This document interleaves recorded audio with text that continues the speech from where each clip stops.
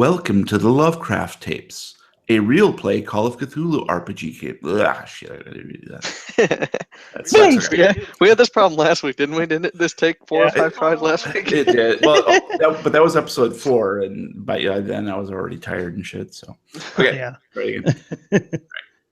Welcome to the Lovecraft tapes, a real play Call of Cthulhu RPG campaign using Roll20.net. I am your keeper of arcane lore, Jeremy Boomstick Johnson.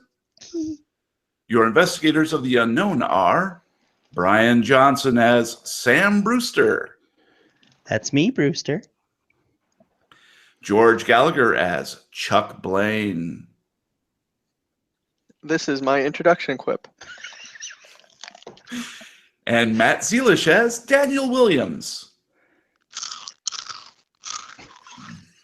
That's awful. This is terrible. And whenever I say your name, it's always Danielle Williams. I don't know why it is. I don't know why. Okay. That's your punishment. Appropriate. All right. Well, we thank you for joining us tonight. We're going to be Don't speak for us. Yeah. You guys are unthankful. We're going to be recording episode 5 right now. And we need to do a little bit of housekeeping before we get going. I realized after episode 4 and reviewing all of the notes that we have been forgetting to do one particular thing that is crucial to RPG Call of Cthulhu. Do you guys know what it is? Rolling for something. Sacrificing a lamb to the gods? No, we did that. Oh, I did it, at least at home. I was in the bathroom. All right, so a long guide. The one thing that we did forget to do is whenever you make a check per adventure, you need to put a little check mark next to that skill.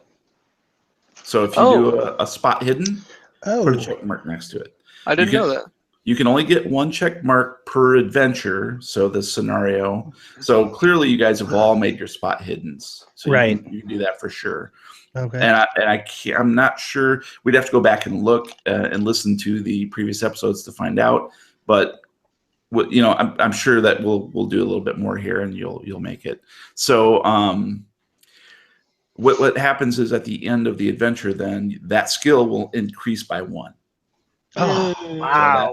So that's cool. Mm-hmm. I'm Yeah. excited.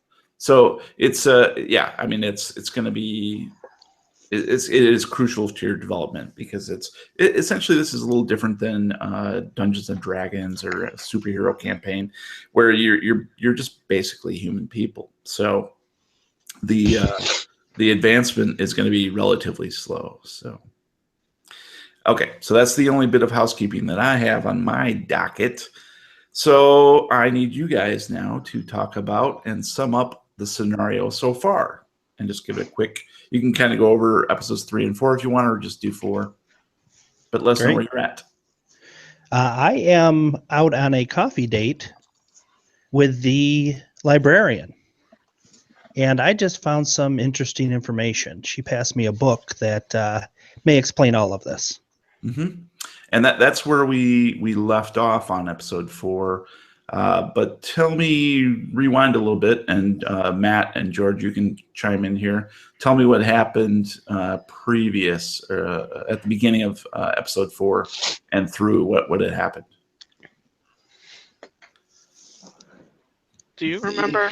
Man. At one point we were in Yorba Linda with, who was it? Was it me and Sam Yes. on the rooftop? And the drunk guy. Yep. Yeah, with Bill the Wino, who got abducted, and then we chased the dude across the rooftops, and he got away from us, but he got hurt. We followed his blood to tire tracks leading off into the night. We could have kept going, but the police wanted some information, so we had to debrief at the police station, and then we were exhausted. So, nighty-night. Dan's been stalking the movie set, keeping a close eye on the very, very suspicious star of our picture, David Parker. Well, I've been trying to keep a close eye, but my roles have not been assisting me in that. His eyes have been very far away lately.